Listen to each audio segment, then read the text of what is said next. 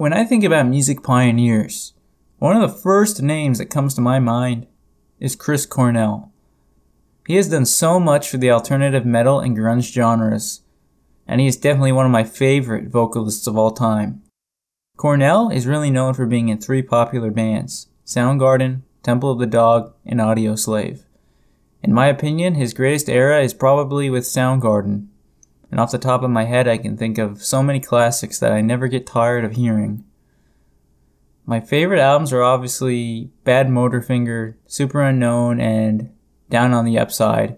I mean, just listen to those names. His talent for coming up with names didn't stop with albums though. Songs like Black Hole Sun, Rusty Cage, and Spoon Man. These titles are amazing. They're not just simply something added to sound appealing though. These titles have meaning to them, and when you listen to these songs, you'll understand why they have meaning.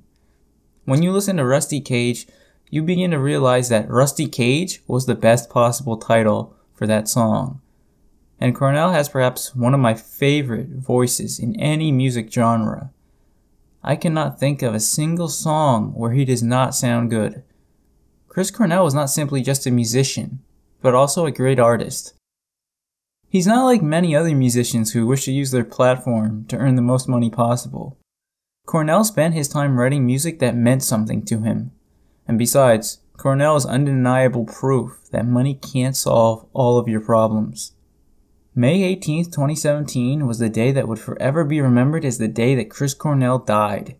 Unlike most of his former contemporaries, Cornell's death was not an overdose. It makes you wonder, what could have been the main reason for him taking his own life? Now I'm currently writing this at 12:57 a.m. Obviously I'm recording this after May 11th, 2019. And I was thinking, what video should I write next? Which reminded me that it's almost been 2 years since his death. I remember I was sitting at the computer in the same spot I am now when I heard on the television that he had passed away. And it was kind of unexpected. I mean, many of his fellow Seattle artists had fallen long before him, and he had lasted so long. And it was his death that really solidified the fact that the Seattle grunge scene was nearly gone. After his death, the only remaining Seattle grunge frontman alive was Eddie Vedder, who wasn't even originally from Seattle. Cornell has left such a hefty legacy. The countless songs he recorded continue to entertain millions of people today. Cornell's career lasted from 1984 to 2017.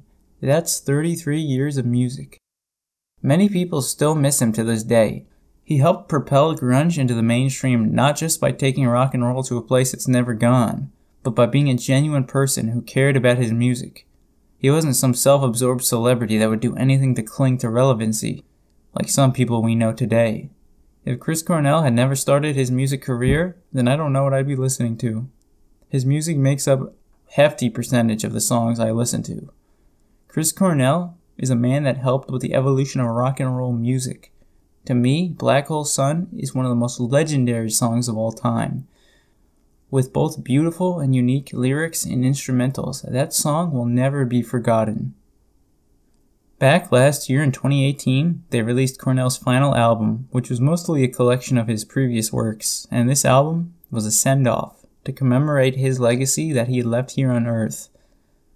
Alright guys, thanks if you made it this far into the video. I've been busy with finals, but I'll try to get a few more videos out very soon.